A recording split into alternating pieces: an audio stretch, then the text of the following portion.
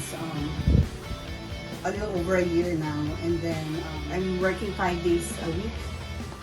So most of the day I spend it in front of the computer. But after the therapy, the session, it feels really different. I could like move my neck and my back. Sobrang thank you, Doc. Sobra talaga. Highly recommended tong Chiro talaga. Naisip ko na itong gawin dati pa.